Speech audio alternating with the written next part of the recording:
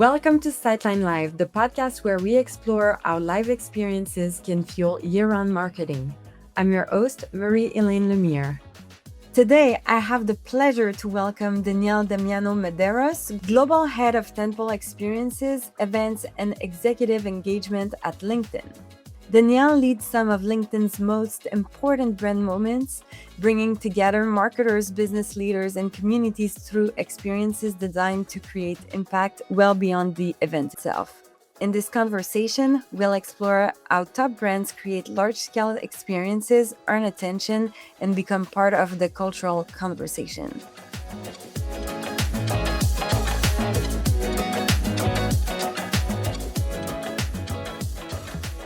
Danielle, thank you so much for joining us on SIGHTLINE Live today. We're so excited, but we also feel so privileged to have you here today because we know Cannes Lions is coming up and you must be very busy. Welcome. Thank you. Thank you so much for having me. I'm excited to be here to have a conversation. You are correct. My calendar has been crazy this week, and I actually leave on Monday night to head to Cannes. So very soon. Oh my God, we're so lucky. Thank you. Well, for those who may not know you yet, what brought you into the event space and what ultimately led you to leading global tentpole experiences and executive engagement programs at LinkedIn? So I have very interesting background. I have, 20 something years of experience. I started my career in advertising on the agency side, and then I went into selling ads and worked on the television side and worked in media for a long time. And then I was in media tech and ups and downs throughout that early part of my career. I spent about 7 years in the advertising space. And then multiple times throughout my career, there was layoffs or restructures, and I had lost my job and repositioned and repivoted. Throughout that whole time, though, I also had a job in hospitality in New York City because I needed to pay my rent. And so I was a bartender and a cocktail waitress for a total of 15 years in Manhattan. It's actually how I met my husband. And that whole world, my day job and my side job and my past, I just grew up around amazing parties and events. My mom threw me the most elaborate birthday parties. We always had fun events to attend and go to. It was just like in my blood, and I was doing it on the side in New York City. I was doing it within my hospitality role.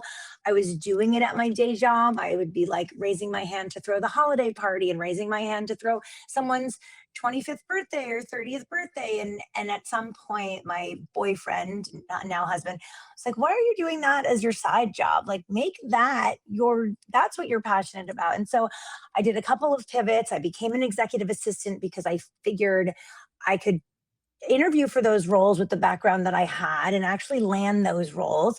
And in that role, get better and sharper and hone my skills on event planning, event management, because you're planning these executives' lives. And so I did that. And I spent a couple of years working as an EA at some of the top financial firms and private equity firms, and then got an opportunity to head to Google as a consultant. And I worked there. I dipped into event marketing and event planning there. And then it's been ever since. And so it's been for the past 12 years I've been in events, and I've absolutely loved it. And I get to do what I love every single day. And I know you asked about how I ended up at LinkedIn, but let me tell you, layoffs were a constant in my life for a long time. But I will say the shift has changed. In events, it was very easy to lose your job before, because when a reorg would happen, the first area that would be event marketing. And so it wasn't fun. It wasn't great. But now I feel like there's been a whole change in this industry, and everyone sees the value and how experiences and in life connection are more important than ever. And so I had lost my job at the company I worked at before, and I was found the job on LinkedIn, interviewed for a few months, and landed the role in 2019. And so that is when I joined LinkedIn. It's amazing to hear that your passion really transformed into your career. And as you mentioned, experiences are a real topic right now, right? It's like experiential is really the trend, and it's been evolving over the years. So I want to know what's the biggest shift since you started in events, so 12 years ago. So, what's the biggest shift you've seen in the way brands earn attention today compared to 12 years ago? And how has that changed your approach to building experiences? I would say the biggest shift is that you can't just approach, and we say experiences now a lot more, and we call it experiential versus just saying an event or I'm doing an event. And that's the biggest shift. It's also how you approach it. Just slapping up a logo, putting up a riser and a couple of chairs and people on stage, like that's not what people want. That's not what people crave. And listen, the it's a competitive landscape. Everybody's trying to get your attention. Everybody's hosting something, whether it's a conference or a fireside chat and a happy hour or a dinner experience. And so you have to truly, you can't just show up.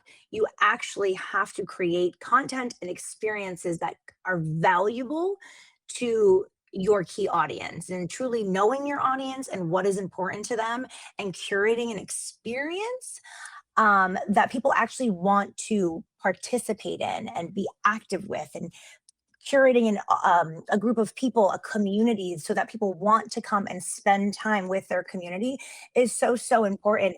And getting even closer to culture. I mean, right now in culture, there is this massive explosion of memberships and community. Everywhere you look, there's some sort of membership private community that's popping up. It used to just be Soho House. That was like the big one forever and ever. And now in New York City, LA, Miami, there's a million different brands and companies who are popping up. You know, in New York City, you have Tao Group's Crane Club, you have Vayner's Fly Fish Club, you have Cipriani's Club and Aman, and there's a million to choose from. But they're getting full. People want to be a part of that.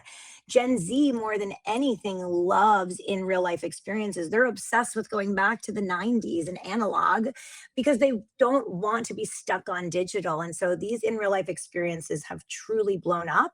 These bringing people together, creating senses of community.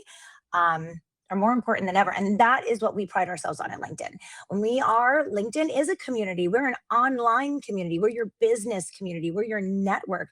And so bringing your network to life in person is how we approach all of our events, and truly curating that kind of experience. So bringing together the most important customers, our most important partners, and bringing LinkedIn to life in real life is how we approach all of our events. And this is super exciting because later in this interview, we'll talk about how social can be part of the strategy when we're talking events. But you mentioned culture. And one thing that I'd like to ask you is, do you think brands are still able to create culture moments, or is success now about participating in culture that already exists?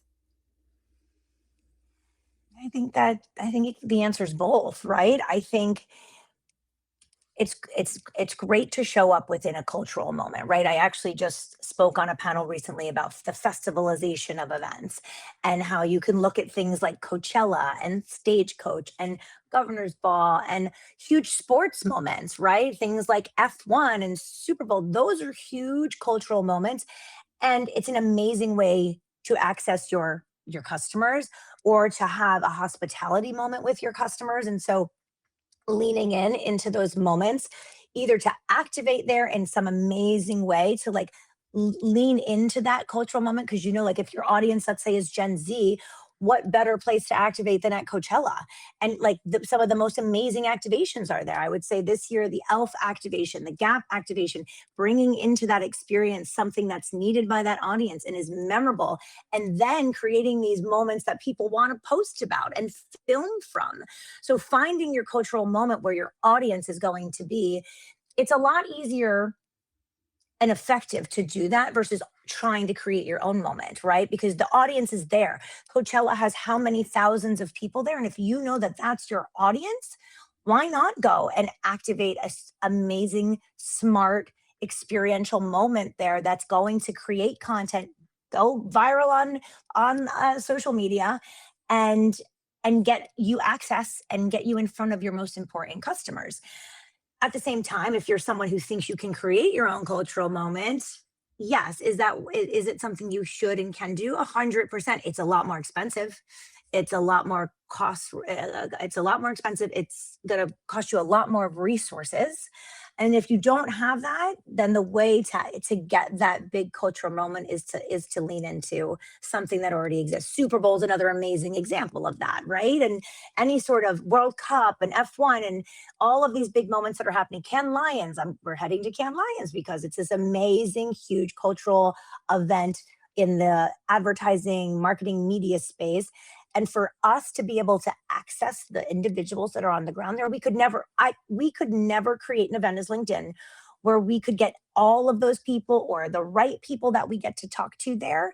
It's the access you're given, the ability to get in front of the most important leaders and have our leaders have those one-to-one or one-to-many conversations that is so hard to do on our own. So can you, if you're the right brand, can you create your own culture moment? Yes, you can. It's just going to take a lot more to do it.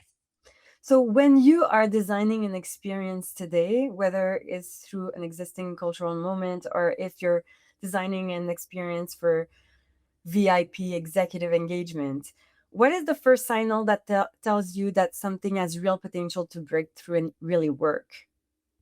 It's being memorable, right? I think there's a huge part of this that you just, and it's so competitive now, right? Like, and especially where the places that we go, it's everyone's there, right? If you talk about a Cannes Lions, if you talk about a World Economic Forum, if you even talk about some of these cultural moments that I just mentioned, you're competing. It's noisy, it's loud. So one is you actually have to find your lane.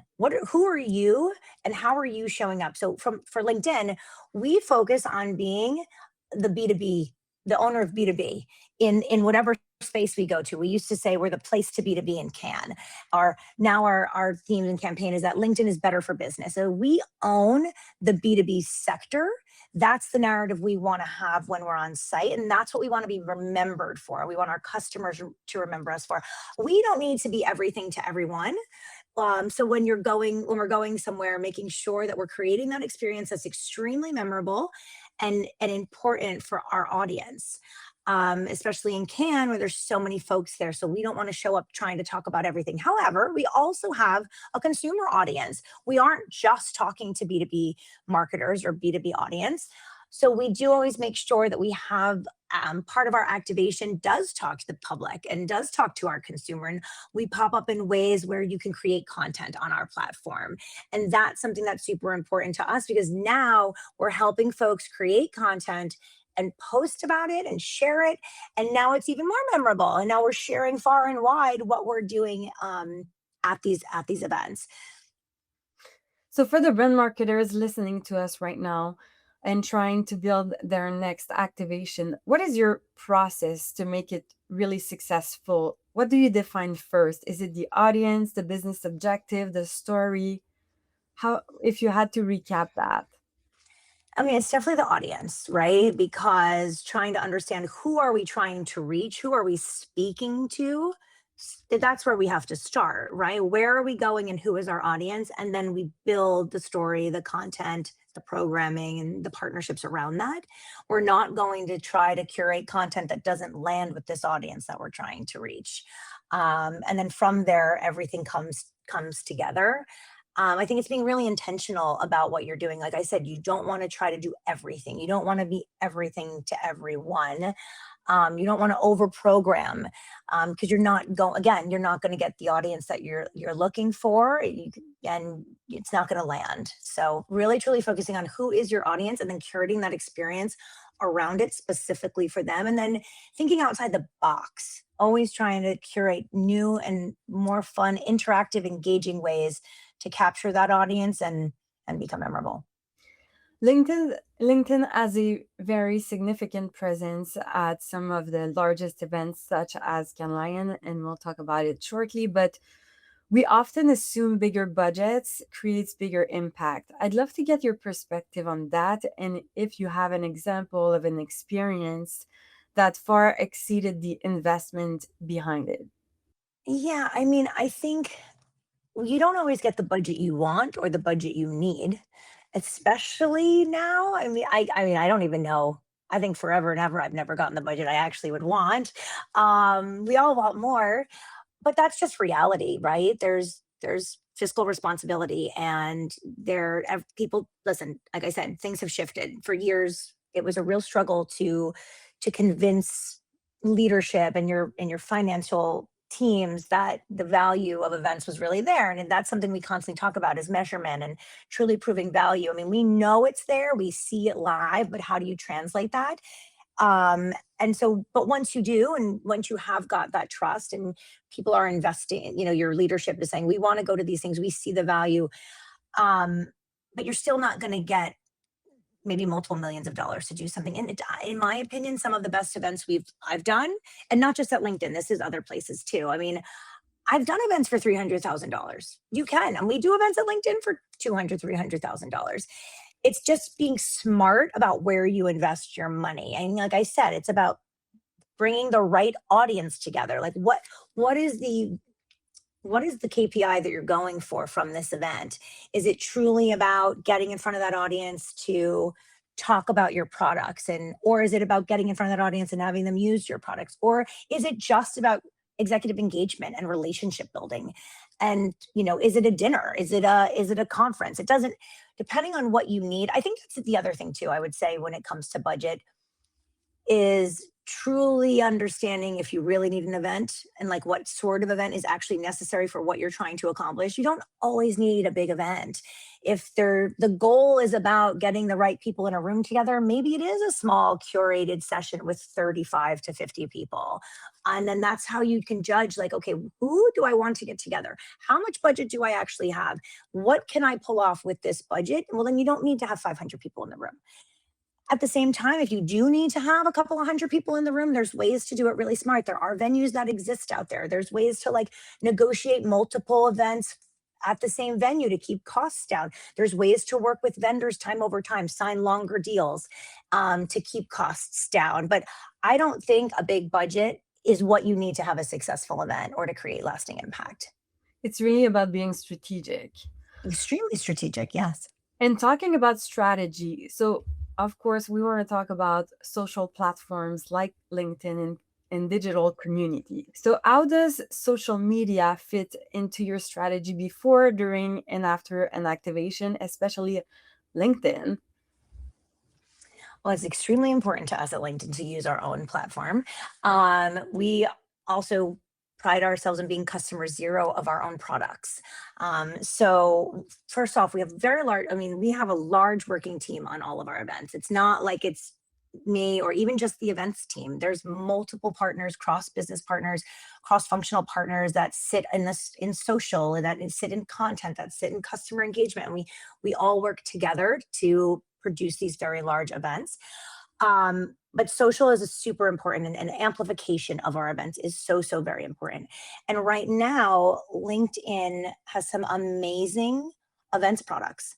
And so, like I said, making sure we're utilizing those to amplify the work that we're doing. So events shouldn't just be one moment in time. And there, if the real value isn't just for the people in the room. And now listen, not every event it needs to be drawn. But if you're having a 20-person fireside chat, maybe that's not something that you're looking that you're to share. Maybe it's proprietary content or something like that. But when you are hosting something that has a lot of value, you've worked really hard, you've curated a full day of content on a stage, or you're going to a week-long event like Cannes Lions, and the amount you've pulled together amazing speakers, why have that only be for the capacity you have in the room? And so we have some amazing events products where you can utilize LinkedIn Live, and you can film and stream the programming. I'm sorry, I'm losing my AirPod. Um, you can film and stream the programming. You can advertise it before. So you can create your LinkedIn Live page, you can post it on LinkedIn, and you could gather excitement and attendees to register for this live stream that's coming. Then, of course, you can either stream it live, or you can do live to tape on the platform as well. And even if you stream live, some of the best engagement we see comes for the re-air and for the folks who see it on demand. And then again, when it's streaming live or when you're watching, there's comments, there's a whole commentary section, and some of the engagement that we see is amazing. I mean, you're hitting thousands and thousands of people versus maybe a few hundred that you have in the room. And then the post event where you can boost your content with our event ads.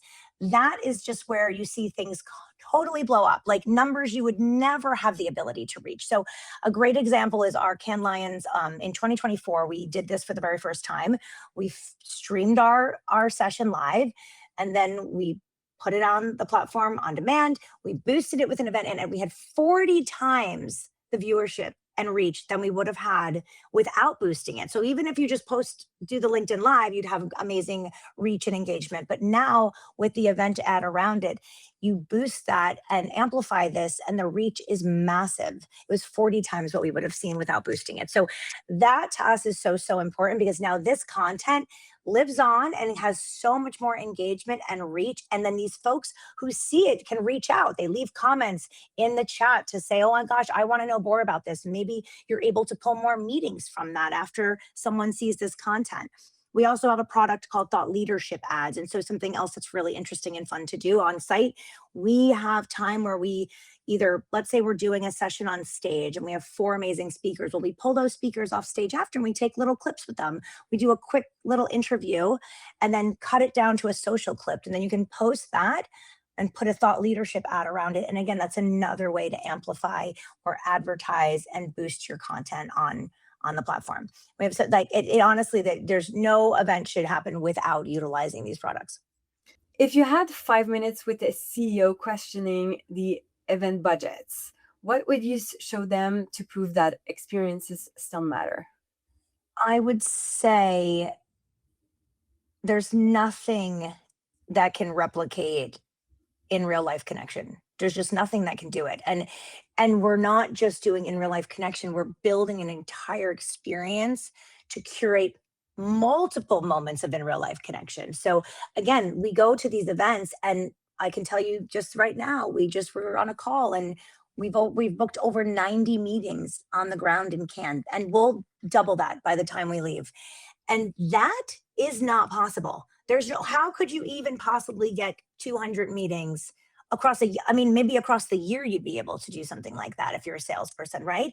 So the ability to bring these folks on the ground to one place where all of the most important customers, clients, and partners are, that is money well spent.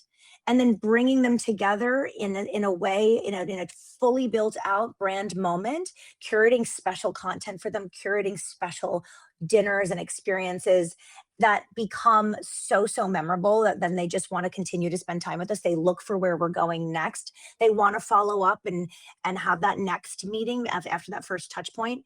And there's tons of stories that I can tell that come from events that I've done for years, where we've met someone or had a conversation on the ground that someone we'd never would have been able to get a meeting with, or someone new that was introduced to the company, whether that be LinkedIn or other companies I've worked at, that then turns into these massive deals for the business. Like that is worth it. That's where the money really goes to work for the company. So, if you had to choose one key metric or measurement of success that you would say to all brand marketers, this is what you have to show your CEO, what would it be? I mean, we all measure the audience in the room and the attendance rates and the feedbacks on the survey, but I would say it's the deals, right? Like it's the I do think, not the people. I was saying we measure the numbers in the room, but the people in the room is where the real value comes. Who are the names and titles and customers in that room that you haven't seen in months, that you haven't had, that have been ignoring your emails and calls from your sales team? Highlight those names, show them the value of this event that you created by the value of the customer. And then what is that, those customers, what does that translate to in revenue and the value that you're able to, like, where does the deal lie, right, with those folks, and what has happened after that event? I think that's where the real value is, the access to the most important revenue stream. I always like to say too, even if you're not, like, again, we're talking about, like, yes, you're going to a large third-party event or you're doing a large conference, but there's also this amazing value in small events. The value of pulling together a really intimate dinner and getting the right people in that room and sitting them next to each other. Your best sales pitch is from your current customer, sitting them next to someone who may not have thought about using you yet or is hesitant to use you, or you've struggled to close the deal or get to the next phase of the conversation, but you sit them at a table next to someone who is a fan and a customer, and that organic conversation will just happen. You don't have to force anything. That alone, I've witnessed that happen and turn into an amazing deal. And that to me is why we keep doing this. Amazing. If you were starting your career today, what skill would you focus on developing to become great at creating experiences that influence culture? AI. Hmm. I feel like today more than ever, we all have to become more skilled in how to use AI. And I know that's probably like, it's the answer to everything these days, but I do think, especially when you talk about experiences, building myself and then the teams you build and the work that you're doing and the vendors that you bring on, how is everyone utilizing AI in their workflow? Because listen, we all know in this field, we are swamped all the time. The to-do list never stops growing. The amount of tedious tasks are infinite. And so utilizing and putting AI into the workflow in that way, from a logistical standpoint, from a project management standpoint, working with partners and vendors and agencies who are also doing that. So all of you can move quicker, more efficiently, more effectively, and then start to spend more time on creativity. So if you can pull back, like I, for years, have to spend time in sheets and docs. But if you can limit the amount of hours you have to do there so that you can start to ideate more on how do we show up in a more creative way? What's our next visual identity going to look like? What's our next big brand experience? What is the biggest cool audience engagement thing that we can build? What is an immersive experience going to look like for LinkedIn this year? You can spend more time doing that and even figuring out how to utilize AI into that. How am I creating experiences utilizing some of the technology that exists with AI? I really think today that is more important than ever. Before we wrap up, Danielle, I want to ask you a few questions in a lightning round format. So we want your spontaneous answer. I'm going to give you two choices of answer. Would you rather go for a moment people post everywhere or a moment people talk about but never post about? Posts everywhere. That makes sense. An experience that scales globally or an experience that can never be repeated twice? I love an experience that can never be repeated twice. Love that. And the thing everyone is invited to, or the thing people find out they missed? The things people find out they missed. Interesting. I love that. Danielle, it was such a pleasure having you on the Sightline Life podcast. Where can we find you at Cannes Lions, and what can we expect if we want to meet with you? Yes. Okay. So LinkedIn is at the Carlton, which is the most iconic location in the south of France. And we have been there for 4 years. We are back and bigger and better than ever.